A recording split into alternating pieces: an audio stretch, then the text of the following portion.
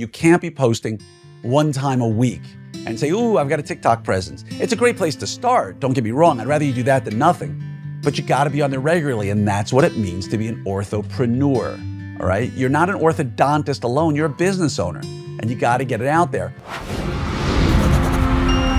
Hello there, orthopreneurs. It's me, Dr. Glenn Krieger, your happy host for yet another episode of your 5-Minute Friday.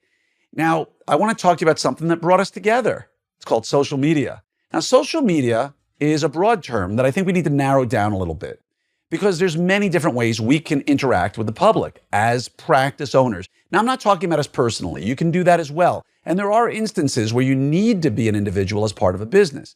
But right now, let's focus on 5 platforms. Let's focus on Twitter, which many of us are not on, but it's a good place to be out there. LinkedIn, where you can be the founder of your ortho practice and be an educator to the community. You can talk about TikTok, which we all know what that's about, Instagram and Facebook. Very different demographics, very different platforms, very different messages. So I'm going to give you some advice here. Number 1, be authentically you. Don't try to be somebody you're not. Now, if you're an idiot, like a moron, an a-hole, don't be authentically you, okay? There are people out there who are amazing. Take Grant Collins, for instance. He's speaking at Summit this year. Hopefully you'll be there to hear him. But Grant Collins is amazing. From his sketches that are brilliant to his education, which is really entertaining. Go look at the braces guy on Instagram or TikTok. He really does a really great job of being classy and authentic. Now, there are other people out there on these platforms who, honestly, I cringe when I see them. I look at it and go, who are they trying to impress? They may have millions of followers, but they're probably really big with 12 to 14 and 16-year-olds. And if your goal is to make lots of money through Instagram or TikTok, go for it. But you don't need to be an idiot, all right? And there are people that my team and I look at and go, wow, they're amazing. And then there's that couple of people we look at and go, we never, ever would do what these people do to get followers. There's a difference between being the sideshow and being the main event. And we always want to be the main event. We don't want to be a sideshow. So number 1, be authentically you unless you're an a-hole, and then be somebody else, okay? Number 2, know the platforms. What works on Facebook is not going to work on Instagram, or on TikTok. And what's on TikTok is not going to work on LinkedIn, and that's not going to work on Twitter. So you got to understand your different platforms, right? What is it like to put out an effective tweet versus a great TikTok video versus something that's really engaging on LinkedIn? Learn the platforms. There are some great resources out there. I don't need to tell you which ones, but go online and go look at some of them and you'll see you can learn what each platform is about. Because while you may be a millennial who lives on Instagram or Snapchat, which really is not for orthodontics right now, you might be living on Instagram. You may not know the first thing about LinkedIn, and you should be on there from time to time. Facebook is very different than TikTok, and so are Reels versus feed, story. You need to know what each one's all about and what's an appropriate post for each one. So you need to be authentic, and you need to be on all of them.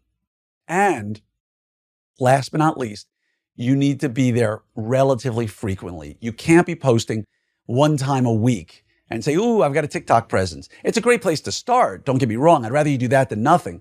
But you got to be on there regularly, and that's what it means to be an orthopreneur, all right? You're not an orthodontist alone. You're a business owner, and you got to get it out there. Some of the best stuff I've ever seen is from residents posting their own social media story so that when they go out to get interviewed, who are you going to interview?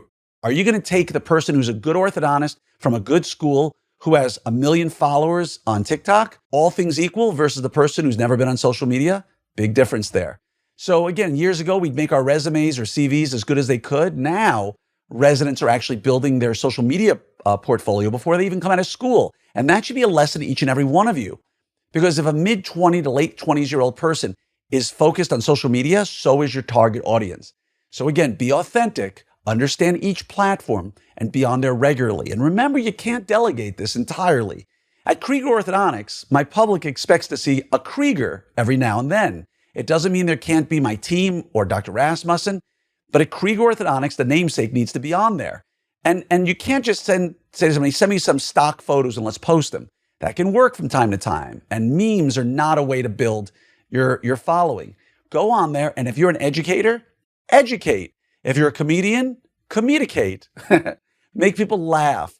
If you're a dancer, well, I got the platform for you, but it ain't going to work on LinkedIn. So again, develop a strategy. It's going to take time. Sit down and either on a whiteboard or a piece of paper or on your laptop, write up what your strategy is for each platform, and then develop a social media calendar for every month going ahead. Now, you can hire people to help you develop this stuff or to implement this stuff, but you need to be the star of your own movie, okay? Super important. It's great to have your team on there, but are you on there all the time? And again, think about it this way. If you're going to post for the sake of just entertainment's sake, and there are people out there, all they do is dance. That's it. They dance. At the end of the day, is anybody going to really come to you because you dance? Well, you may find their attention, but mix it up a little bit. If you're doing a 4-minute dance, and I saw somebody recently doing a dance with their team that had to have taken hours to develop. It was very intricate, and I applaud them. But how much education are they doing? How many times have I heard their actual voice? How many times have I heard their actual voice on one of their platforms? And the answer is never. But I've seen a lot of dances. I would never take my child there.